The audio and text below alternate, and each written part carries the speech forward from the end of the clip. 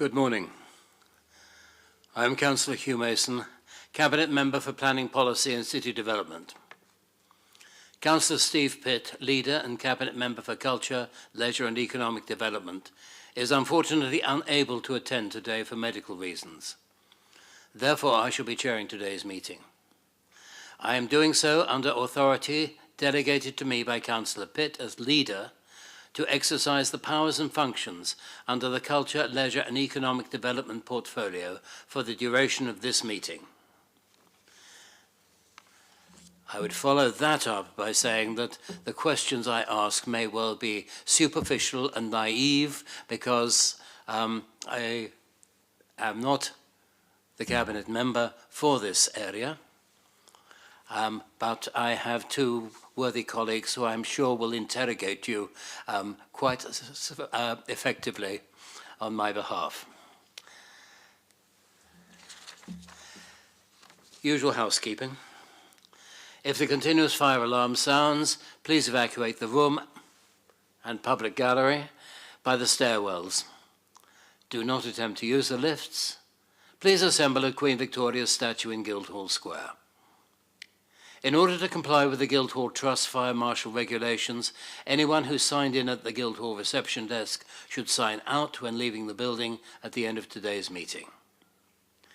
Everyone speaking via a microphone will be recorded and broadcast on the website. Members of the press and public, if they come, are also permitted to record the meeting on the understanding that it neither disrupts the meeting nor records those stating explicitly that they do not wish to be recorded. Please use the microphones and remember to switch them off when you have finished. Introductions around the table. First of all, my colleagues. Councillor Mary Vallely for Cosham and Wimmering. Good morning, Chair. John Smith, Eastern Craneswater Ward. Harry Scott, Seafront Arts Programme Officer. Amy Standing, Hotwell Studios Acting Development Manager. Mark Collings, Seafront Operations Officer. Jane Singh, Tourism and Marketing Manager.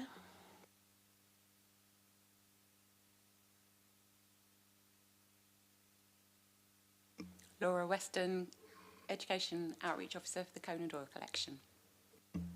Cathy Hakes, Head of Museums. Dave Percival, Library and Archive Service Manager. Adrian Rosier, Parks Development Manager. Claire Looney, Commissioning and Partnership Manager. Lisa Gallagher from Democratic Services. Thank you. First thing is, do we have any apologies for absence?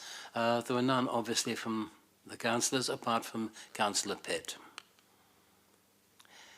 Declarations of members' interests. I have to declare that I am the council's appointed trustee on the King's Theatre Trust. Apart from that, I have nothing to declare. Nothing to declare. Nothing to declare, Chair. Thank you. As Cathy has to leave this meeting early, I am taking item 5, which you will find on page 31 of your papers, first. And so who is introducing this? Thank you, Chair. I will be. This paper is to update members on increases to museum service admission fee and charges. As members be aware, we have a wide range in museum service. Most of the offer is free. However, we do charge at Charles Dickens' birthplace for visitors who are not from the Portsmouth area, and also we charge at the D-Day Story. We do run an extensive range of discounts at the D-Day Story of up to 40% for local residents every year. In addition, this year we are running an ambitious sponsorship programme to fund up to 10,000 local children to visit the museum for completely free, including transport, and we're making great progress with that aim.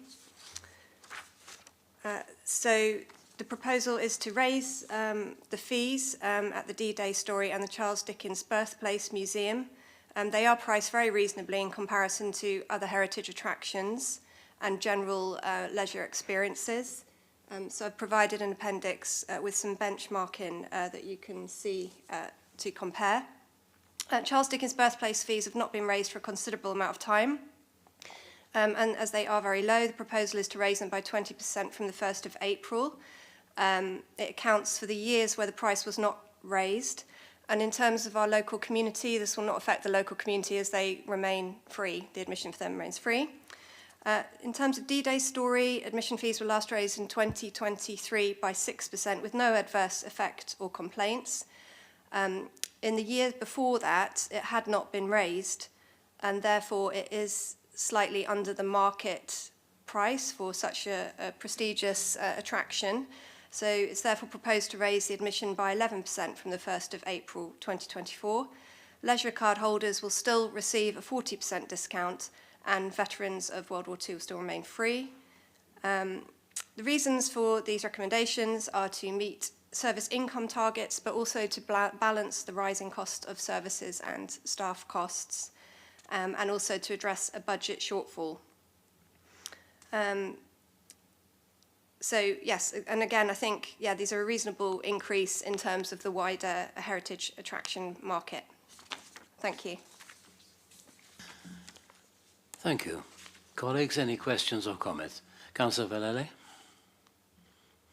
This seems very reasonable to me. The only thing, and I realise that local people get it free, but do we have an unemployed status on people who come and visit who are unemployed?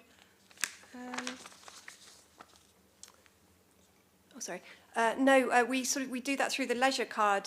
So I think for the museums now, we've really got to work very closely with our colleagues with the leisure card department and really promote that leisure card so that people on a lower income can make the most of that. I was thinking about discount. visitors who wouldn't have a leisure card, who came for the day to the city. Yeah, that is something we could do with looking at in more I detail. don't think it's going to be great demand for it, but I think it's kind of important that they're there. Yeah, no, I agree. So I think we should, I'll make a note that we should address that. Thank you. Otherwise, no problem for me. And can it be minuted that that will be looked at? Other comments? Councillor Smith. Thank you, Chair.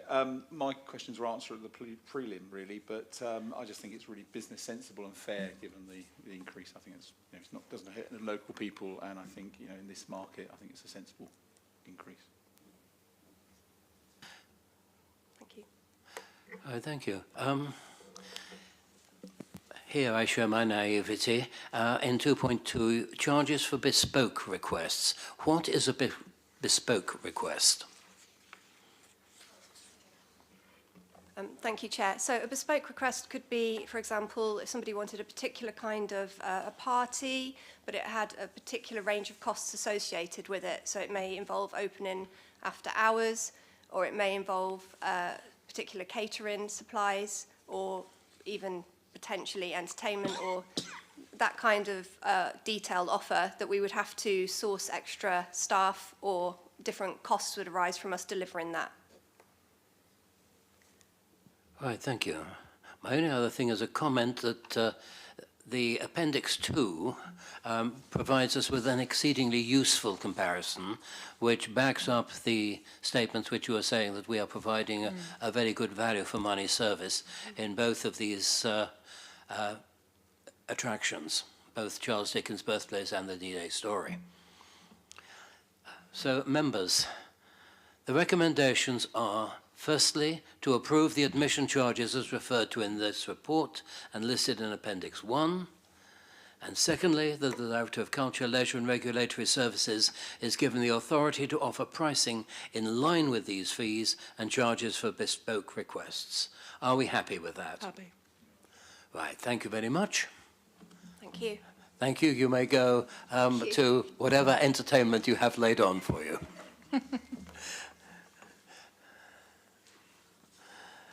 We now return to the general running of the agenda, and we turn to agenda item 3, which you'll find on page 5 of your papers. Who is presenting this? Park fees and charges. Thank you, Chair. Adrian Rosier. So this is the report on the annual increase to parks fees and charges, and in the main these increase in line with CPI, covering our site hire fees and our sports charges and for personal and fitness trainer charges. On the golf, these charges are set in liaison with the course professional at Great Saltons, and these remain market sensitive. I'd bring your attention to one charge this year, and that's the introduction of a 15% discount to the cost of a season ticket to anyone who is registered as an authorised buggy user at the course. In recognition, there are times of the year when the course is waterlogged and the use of buggies is not allowed. Other than that, there's no other changes to the report in front of you.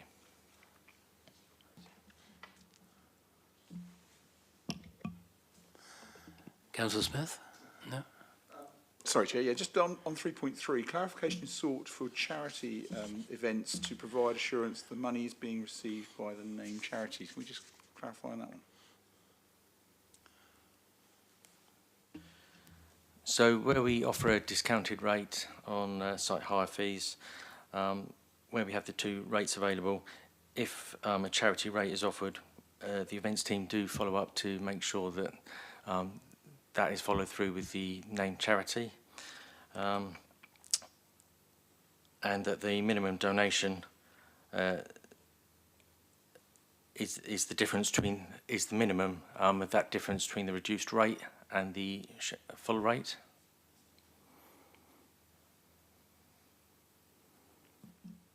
Okay. Sorry, it was just, I mean, the point was that the named charities, have we clarified that the named charities get that money? Because that's the way I'm reading it. Is that correct? Chair, perhaps I could answer on Adrian's behalf, because I oversee this in regard to events and land usage on the seafront as well.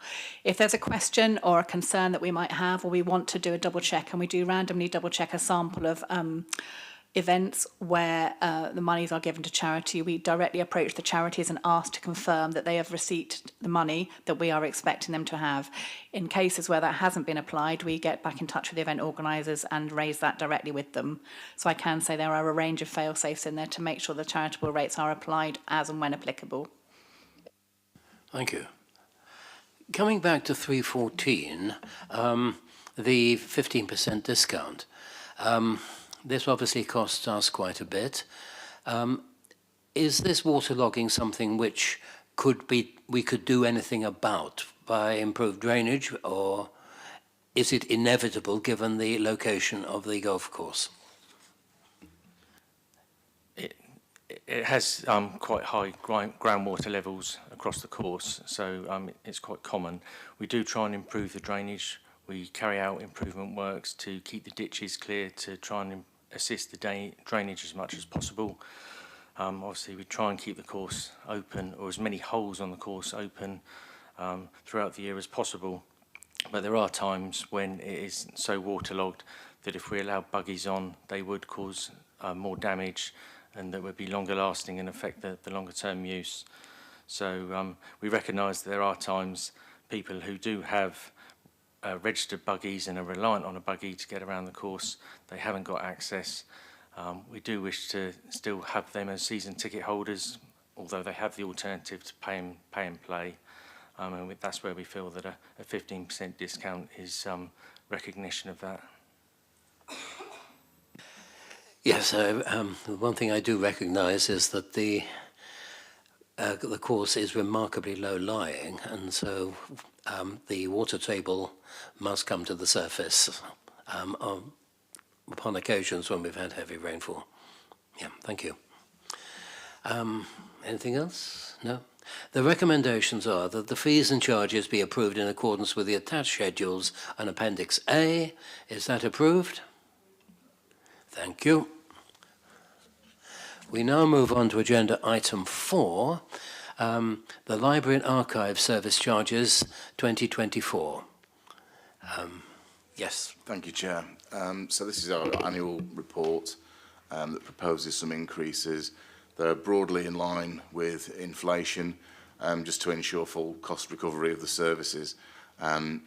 all our rooms, bar the menu in theatre on the third floor, are actually hired by tenants. So the menu in theatre is the only bookable. It's a large space at Central Library. And we also have some IT training suites for hire as well. We do a reduced rate for charities and PCC colleagues that do book the rooms quite regularly. You can see in the appendices there are equipment charges as well if people want flip charts, the use of projectors and the like. And we've also reviewed the charges for interlibrary loans and music sets because they haven't been reviewed since 2018. And it's a small increase that we propose with those charges. And a final recommendation of the report is that the archive service charges remain as they are. We've undertaken some benchmarking with neighbouring authorities, and the charges are comparable with them. So we've decided to leave those as they are. Thank you. Members? I have no problems with any of this. Chair, I think business sensible to me, the increase. Right, thank you.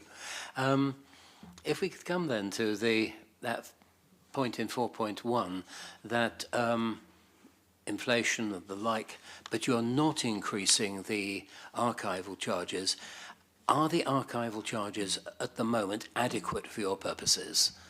Or would you be looking to increase them in the near future? We believe they are, and we're also working on part of the History Centre strategies to broaden access to the service as well, and I think it could be exclusionary. Comparing with other authorities, these are the same costs. I don't think this disadvantages us. I don't believe it disadvantages us. So that hence the proposal to keep the charges the same. I say you're content with that, and if you're content with it, I think the members may well be content as well, are we? We are content. Thank you. Okay. We now move on to agenda item 6, which you'll find on page 42, which is the most substantial item which we have this morning, the Tourism and Visitor Economy Update. Jane Singh, Thank you, it Chair. is your performance. Thank you. I'm sorry for all the appendices in advance. So the report gives an overview of marketing activity carried out by the team in the last 12 months with a focus on the period not covered in the last report that we presented in November, so a big focus on the last few months. The appendices include the marketing and communications plan for 24-25, Visit Portsmouth membership and advertising details, and other more detailed reports on activity and research. I'll just run through a few of this year's highlights. So with partner contribution, we ran a large-scale outdoor campaign at London Waterloo in July and September last year, and had a digital campaign running alongside. And the outdoor campaign delivered over 8.94 million impressions, and the digital campaign over 4.1 million. And the full report for that is attached at Appendix 1. A further campaign featuring our current platinum partners, Victorious and Portsmouth Historic Dockyard, starts on Monday. Again at Waterloo, and we will also include in that promotion for the D-Day 80 commemorative year and the destination as a whole.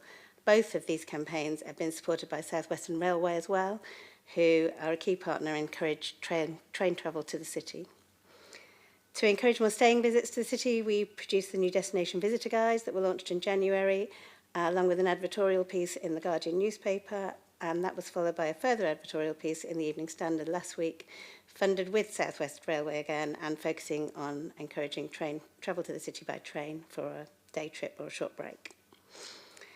Over the period from 1st of April to 31st of Jan, the Visit Portsmouth website had over 840,000 sessions, and on target to meet the KPIs we have in the Directorate Business Plan. Going forward, we are aiming to set up some benchmarking to see how we perform related to other similar destinations. We do, when we do all our digital campaigns on social media, look at industry standards and have that as our baseline, and have always, I think, performed better than that. Team Portsmouth attended the Excursions Trade Show in January to meet with group visit organisers, coach companies, etc., and also the PA show recently in February to meet with buyers from the meetings, incentives, conferences and events industry. Internationally, Portsmouth has been featured as part of campaigns with Tourism South East and England's Coast, targeting the European and North American markets. In addition, we attended the very busy Vacantibears tourism show in the Netherlands, had a table at Visit Britain's showcase event for international buyers in London, and had 30 face-to-face meetings with more international buyers at the Britain and Ireland Marketplace event.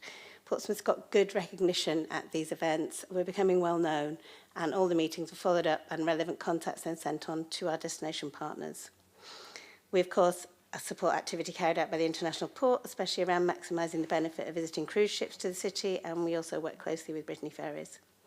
Partnerships are really crucial to the work of the team, and we were pleased to not just reach but exceed our target that we set ourselves to get £100,000 worth of income each year. The partnership spend is translated directly into more marketing for the city, including the main season campaigns and the production of the destination publications, which are fully funded by that money.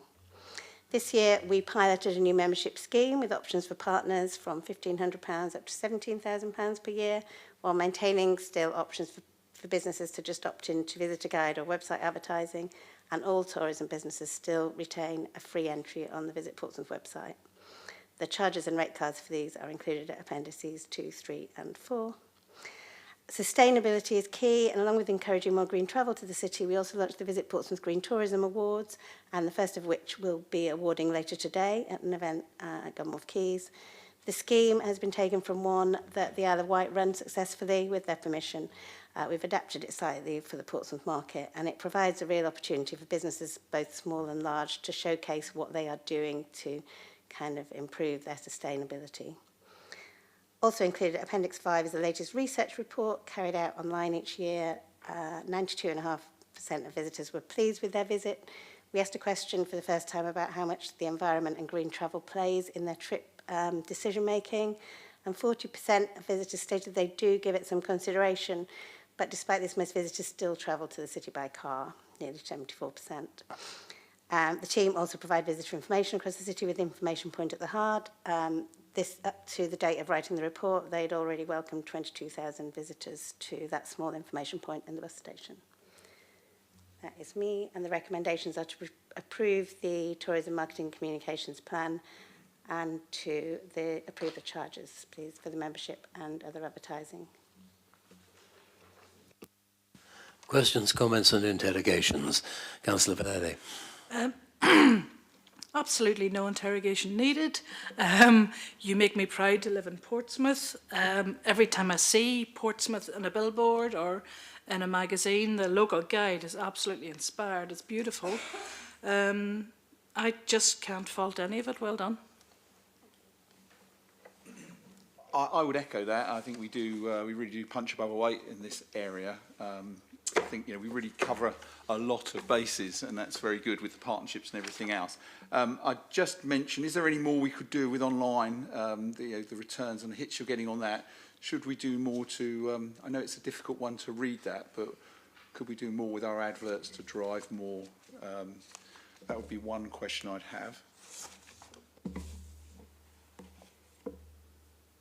Yeah, and it is something we know that the digital marketing side of what we do is the area that we need to make sure we're on top of as we get changes in technology and advancements, and also to how we can translate that into real, provable visits to the city as well. A bit of a naughty question, but I see it's really good news that we reinvest £110,000 back into into marketing and campaign and all that sort of thing. But is there anything else you think that we could do to sort of enhance that even still further? Well, always an increased budget would help, but I know that it's not the easiest financial situation. I think we're just continuing to really grow those partnerships and really present ourselves as Team Portsmouth and get everybody, we get really good support from our destination partners, and just really present ourselves, as I say, as Team Portsmouth at a range of marketing events so that everybody is taking part and pulling together. That's really good. I think there is something in that, the partnership thing, because sometimes that can help generate money for us through another way, can't it? Which is really good. And the other one was on 3.32 about the travel to the city. It's still the car that's top choice. So I think it's important that we remember that when we're doing our marketing and that sort of thing. But thank you very much. A few naive questions from a stand-in chairman. The poster sites which we have, one notices them, and they're very well done. How do we measure the outcome? How do we measure whether they've been successful or not in attracting people? So the large outdoor campaigns at Waterloo, for example, we have to look at how many people will see those, how many people will pass in front of them, and so we know that we've got a certain number of impressions. But certainly the company that we have been working with most recently, JCDecaux, are looking at some really interesting technology. So they've already showed us results where they can tell you exactly what people are looking at when they look at your adverts, which is quite interesting because that's made us change how we're doing our next round.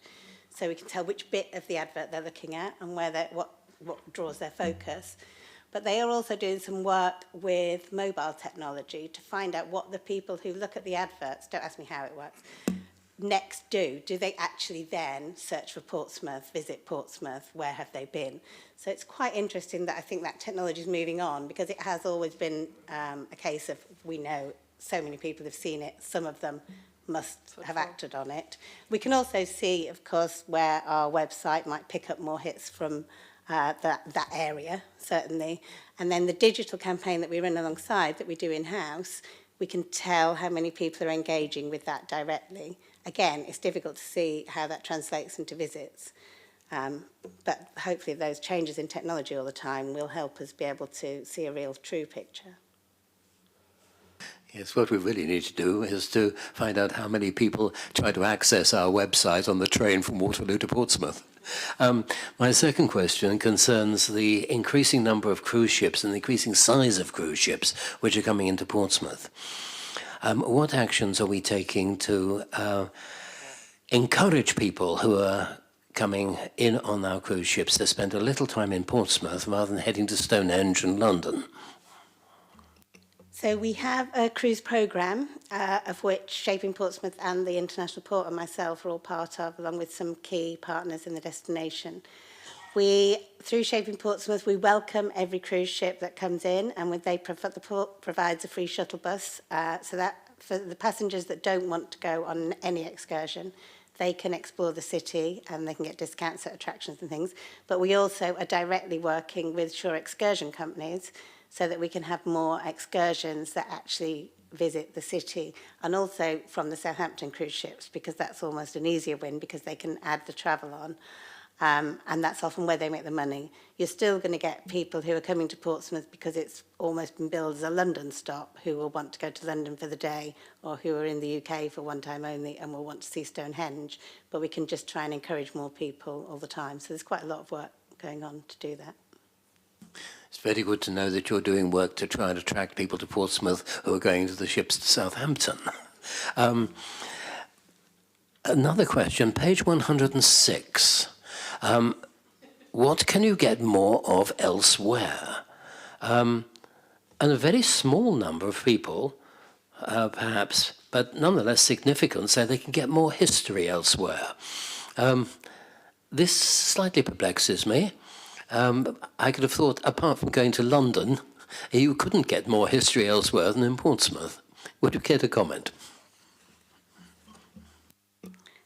Well, I suppose we can't, people are people. I don't know. I agree, yes. Maybe they don't understand all the history we have, and maybe that, we can use this as an indication of the things we need to really push. It's good to see that some of the things they don't feel they can get more of elsewhere as well. But yeah, no, I think this gives us a good indication of what we could promote more to make sure people can see, certainly the countryside elements as well, that we have got water all the way around us. And we have got outdoor areas that people can visit. So. My last question is on page 88. It's a question of the season. We've obviously got a much longer season than we used to have in the past. What is the potential for even longer season and encouraging winter tourism to Portsmouth?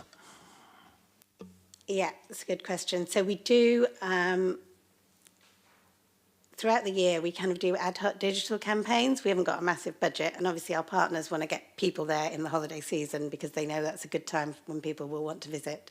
But we do try and encourage that shoulder season bookings, and certainly with the group market, that's a really good time for them to come because they can get cheaper accommodation out of season, and they're not often, you know, looking for a summer holiday type visit. So that is a really, you know, we really try when we're talking to the group market to push those out of season months as a better time to visit the city. And it is unusual, maybe in a coastal city, to have so many things that are open all year round. So it is a good kind of unique selling point that we have really on the south coast. So yeah, we are trying to get people here all year round, but we know that there'll always be an increase in the school holiday periods. Yes, obviously. But of course, that ties in with the history, that much of our history, you don't have to go out into the cold. Okay, members, the recommendations are to approve the Tourism Marketing and Communications Plan for 2024-25 and to approve the charges for membership and other advertising as outlined in the report and appendices. We are agreed on that. Thank you very much. We come to agenda item 7, Revenue Funding Grants 2024-25. Who's doing that? Ah, right. Chair, thank you very much.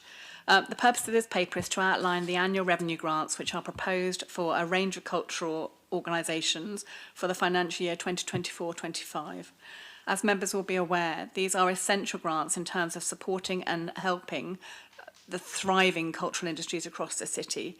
They are targeted at organisations and supported by a service level agreement which sits underneath the arrangements, which are monitored and worked with those organisations to ensure they are both tailoring their specific delivery areas, but also helping us as a local authority meet our own requirements and needs. The details of the budgets are set obviously through the annual budget process, and this just delineates out the individual grants to those individual organisations. Thank you. Thank you. Members, any questions? Chair, it came up at the prelim really, but it was just about, I understand you know, the money's involved, and obviously the big ones for the Kings, the new Theatre Royal and the Guildhall. But I asked at the prelim about, you know, what did we spend last year? So does that determine what we spend this year? And it seems to be the cart comes before the horse. And I wondered whether in future we could maybe change that so that we could get we know what had been spent this year before we decide what we're going to be giving for the next year. Happy to answer, and as I explained to Councillor Smith before, because the grants are given on an annual financial year basis, we don't get reporting back. We get part year reporting, but not full year reporting until after the end of the financial year. For the organisations to continue to survive, though, they need that money at the beginning of the financial year. We are currently considering if there's an opportunity to bring an interim report, perhaps in either the June or September cycle, where we could provide a summary of the details of how those organisations have delivered against the service level agreements, or it could be that we use Members' Information Service as a way of distributing that information.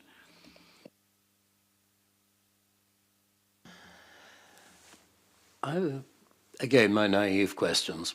Looking at 3.4, the first thing is the Bournemouth Symphony Orchestra is coming. Is 25,000 a reasonable amount to give them? Is that enough, considering the size of the orchestra and the distance they are coming? What I would say, Chair, is that most of the organisations would always say there's room for more money, and they would welcome that if that was possible. However, most are pragmatic, and they understand that local authority budgets are under a significant pressure, and therefore they appreciate and are grateful for the strategic support that we are able to give. For an organisation such as the Bournemouth Symphony Orchestra and others in this list, there are some that get additional funding. For example, they are national portfolio organisations funded by the Arts Council, and therefore through that funding they also have to cover, in some instances, such as the BSO, a wider geographical remit. Therefore they have additional sources they can call on in order to ensure that we can remain as a concert centre for them. I think it would vary. I know the organisations would always welcome more funding, but are grateful for the authority to be able to keep the funding in place that it has done over the last few years when other authorities have not been able to. Thank you for that very comprehensive answer. Councillor Villele? I was going to say quite the opposite. Do we need to give them so much money? I would look at, for example, aspects who work in and around the city, who go into the communities, who work, you know, who access, everybody can access, and then look at Bournemouth Symphony Orchestra, which is a very select section of our community who don't go out into the community, and I would say swap those two prices around myself. I think this highlights, as Councillor Smith said, the opportunity for us to bring a more detailed information back to you because, for example, the BSO do a range of community programmes and it's not just in this option, and they also support areas such as music hub works and other aspects across the city. I think all the organisations, as part of their service level agreements, have to provide activity directly into the communities in some targeted areas or with targeted communities. For example, previously they've worked with I'm sorry, I don't know the right terminology now. I would call it looked after children, but I'm afraid I appreciate that has moved on in terms of how it's described, so apologies, I don't know the right wording. Cared for. But they have done targeted communities. We've also done targeted work with elderly communities as well, where they may not be able to get to venues or do activities that are outside of the care facilities they may be located in. So lots of these organisations are doing activity that is currently not outlined fully in the report. Thank you for that. I would like to see the detail because you know how I am about communities and I really want to know what's going on and what we're paying for, frankly. We'll have to provide that through another route. Thank you. Am I right also in this, in my assumption, that the difference in funding to support the programmes of work for the New Theatre Royal and King's Theatre are because the New Theatre Royal is doing a much wider range of work than is the King's Theatre in this area? I don't think it's quite as clear cut as that, if I'm completely honest. I think lots of these funding levels are based on historical agreements and historical precedents. In some instances where we have perceived that organisations such as the King's Theatre have capacity to do things of a more commercial nature, then grants have been reduced over time because they have capacity to earn more income directly themselves. An organisation such as the New Theatre, well, they have done more, adventurous or activities which are going to not necessarily generate the ticket income that others might do, and that's part of their core programming, then the grant levels have remained at the levels they are at the moment. I would say that that is reviewed rigorously on an annual basis. It's not something that is an easy request for the organisations and what they deliver. And obviously someone like the organisations such as the New Theatre Royal, where they lost their national portfolio funding previously, for us as a city centre theatre in the heart of a deprived ward with high levels of engagement issues in terms of education, you can use activities and cultural activities as a way of engaging those young people, and that's been at the heart of some of their outreach programmes. So at the moment there has been no inclination from the Cabinet member to reduce these grants, and obviously he takes a personal interest in looking at those on an annual basis. Thank you. Right, thank you. I think that does underline Councillor Villele's point that a little more information, a little more detail would be helpful to members. Thank you. The recommendation is that the revenue grant payments as outlined are agreed for the financial year. Are we happy with that? I trust our officers and I know how involved Steve Pitt is, so I would agree to it. But more information next time, please. Right, thank you very much for your agreement, members. We now move on to item 8, which is the Hot Wall Artist Studios annual update. Thank you, Chair. The purpose of this report is to share information and the key highlights from the provision and operation of Hot Wall Studios over the past year. The past 12 months have been really proactive for Hot Wall Studios. We've seen the management move from part of the museum services to sit underneath the seafront services. And we've also seen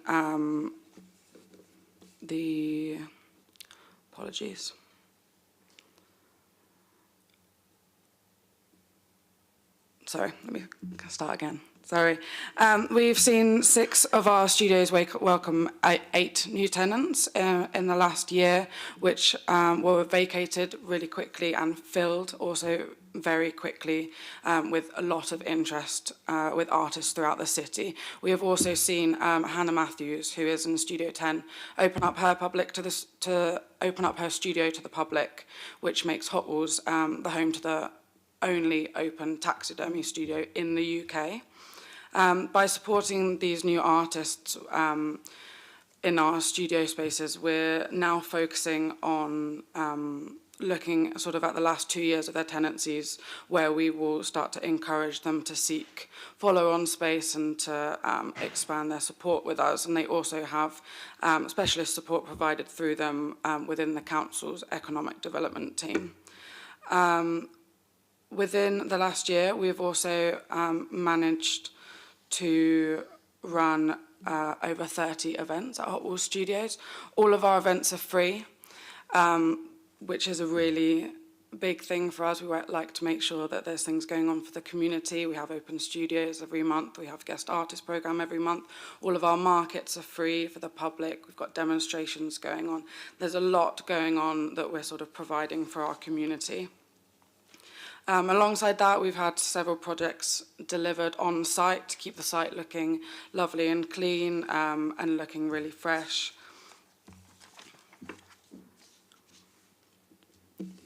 Within the last year, we've also seen the new website launched, which was developed thanks to funding from the Cultural Recovery Fund. The site has seen over 30,000 visitors and is regularly updated with lots of information by myself. It's also been replenished multiple times over the past year with new images taken by freelance photographers that we employ. And we like to make sure that it reflects the current artists and their outputs. That is all. Thank you. Thank you very much. Members, any comments, questions?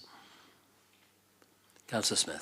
More of a comment, really, that I think it's really been picked up by the residents, how good the streetscape's looking, the way it's been worked on in that area, and 3.4 about the new tenants that have been received as well. The mix has been changed, which I think is good because some of them have been there for a little while. So the work that's gone on there, I think, hasn't gone unnoticed by the residents and people who are visiting.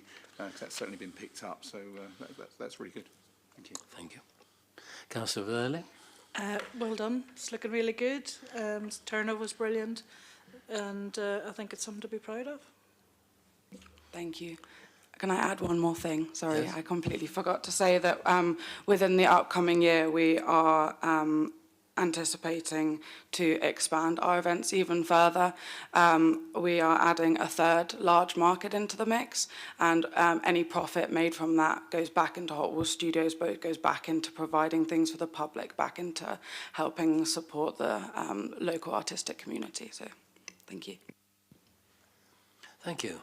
I find myself in agreement with Councillor Vallely that this is a very encouraging and a good report. So thank you very much indeed. And that was for information only, as is the next one, which is the Seafront Arts Programme. Thank you, Chair. Yes, this is information only report, really to introduce the Seafront Arts Programme. While the programme itself is very much in development, the report outlines our aims and objectives for the programme. It establishes that the selection of artists and artwork will be led by a steering group, and it confirms that we are applying for Arts Council funding to raise additional funds for the project. That's all. Thank you. Members? Councillor Vallely. I'm really interested in this. I'm an artist myself. How are you advertising this, and will it go global? And will we have enough money for it to go global? I'd like a big Chilita on the, front. That's the aspiration. So there will be a mix of invited artists, but primarily it will be open call artist opportunities. And the aspiration is to have a combination of local artists, but also artists with a higher profile as well. So national, maybe international, you know, if we can get You know, that. national will bring more people in. Yeah. International will be fab, but Yeah. you know, probably don't have the money for that.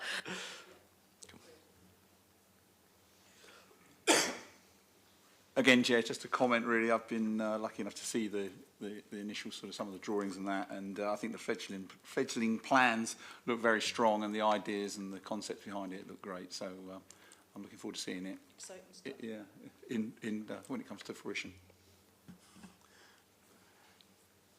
Someone who's spent most of his career on this council being concerned with sea defences and making sure the sea is kept out, I'm very pleased to see that we're doing it in this way and putting our artistic heritage on show. I trust that the poem, which is going to be integrated in the scheme in front of Southsea Castle and 3.6 will be a poem by somebody who has a connection with this city. I can confirm that. I can't say who the artist is yet, but I can confirm they have a connection with the city, yes. Yes, the artist told me.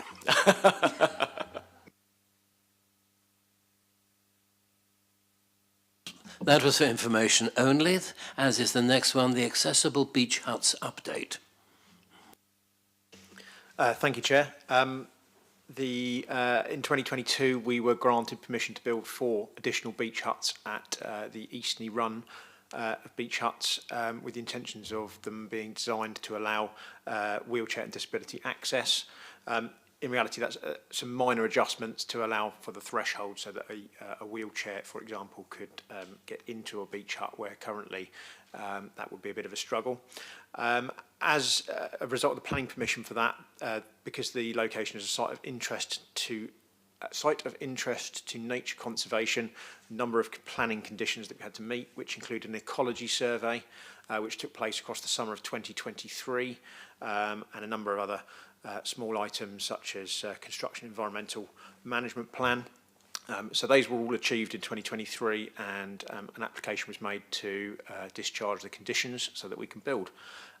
We should receive that discharge at the end of this month, allowing us to proceed with construction in April and May. Whilst we're just finalising the plans for who will do the construction, what have you, we're also considering how we are going to manage the bookings to allow people with disabilities to book those beach huts so that we reach as broad a selection of people as we can. Thank you. Thank you. Members? Echo that. I think it's great on that side of things. And I think you were saying it was going to be a June launch, I think, in the prelims, so that would be really good as well. The only question for me and the chair is, will these accessible beach huts be linked to any accessible means by which people in wheelchairs can get down to the sea edge?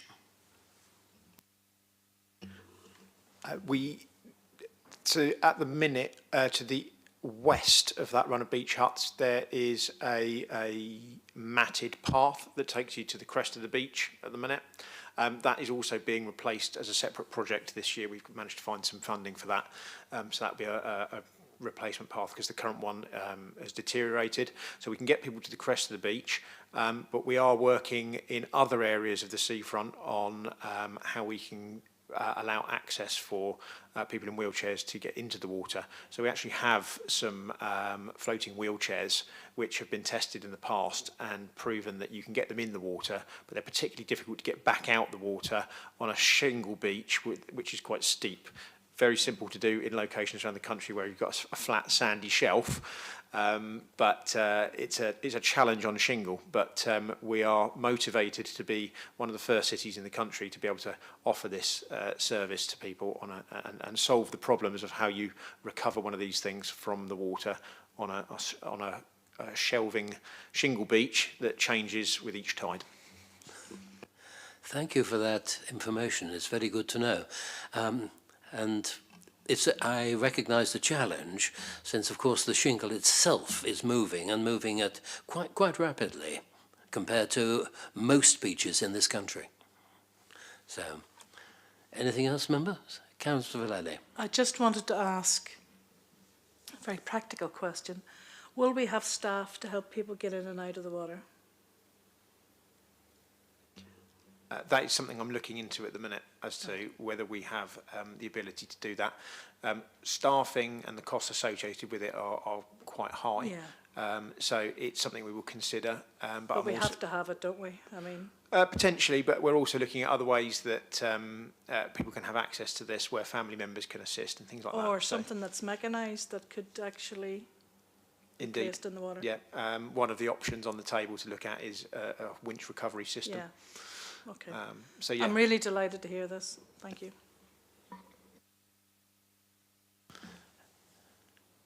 Okay, thank you.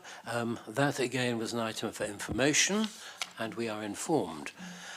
We come to the last item on the agenda, the detectives, the Conan Doyle collection. We look forward to the report. Thank you, Chair. This is to update members on the recently successful Arts Council funded bid. The project has now finished. It ran from August 21 to January 24. The purpose of this project was to, looking back over the years of my time with the Conan Doyle collection, we have had a number of volunteers who have had additional needs. So the project was to enhance and work with these volunteers in a more formal way to recognise the work that they achieved. So we set out with the project recruiting detective volunteers who come from a range of backgrounds with the category of being vulnerable adults, and they were given the project to then run. So we have had 2 years of different projects such as theatre, exhibitions, outreach, arts and crafts, summer reading challenges within libraries. We have surpassed everything that we anticipated doing within the Arts Council bid. And we have worked, I have said that 32 in this bid, but actually counting up for the evaluation, it's actually 46 individual detectives that we have worked with. We have kept a lot of them. We always have worked with volunteers. They do a range of things. So not only do they do project work, they also do lots of web stuff. We have one specific detective volunteer who manages our website, another who runs our social media. We give them the opportunities to gain work-based experience, and we have also supported many of them through interviews and applications and things like that. So it is a symbiotic relationship. They come to us looking for skills, and we match those skills by giving them lots of different opportunities. And thus we then obviously take that out into the community. So we've had massive amounts of feedback saying what wonderful events and activities we have done. So just one example has been the Summer Reading Challenge last year. We put on a large marquee for accessibility reasons, as Southsea Castle was quite difficult to get into. And the detectives co-produced a puppet show. They made the puppets, they devised the story, and then they performed the puppets. Those that felt they could perform the puppets, and then the other detectives filmed, counted people in, collected evaluation, risk assessed the site, etc., etc. And we had about 500 people. We couldn't ram any more people into that marquee. So I will stop. Thank you very much. Councillor Vallely. Inspirational, really good. I hope we get some more of that.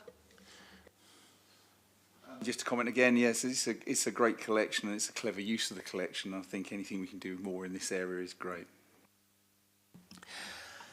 For me, could you tell me a little more about Flying Geese External Evaluators, who they are, what they have been asked to do, and whether they have provided exactly what is required of them? Yes, of course. So as part of the Arts Council bid, we had to do a robust evaluation. We had two sections of the Arts Council funding to look at. One was culture and creativity, which I'm sure you will appreciate we managed to deliver very well. The other part of it was health and well-being. We have taken people on as detective volunteers. We have not pried, we have gone in this to offer our services, if you like, so we haven't dug as to what the reasons are that they have volunteered for. And we needed to recruit someone to evaluate exactly what the health and wellbeing benefits were to the participants that took part, to the volunteers that took part. So that's why we wanted external evaluators to come in to give an impartial review, if you like. We put it out to tender. Flying Geese came forward. We interviewed. They were excellent within their application and also their interview. And yes, they have delivered a robust evaluation of the project as a whole. Thank you very much. Anything else? No?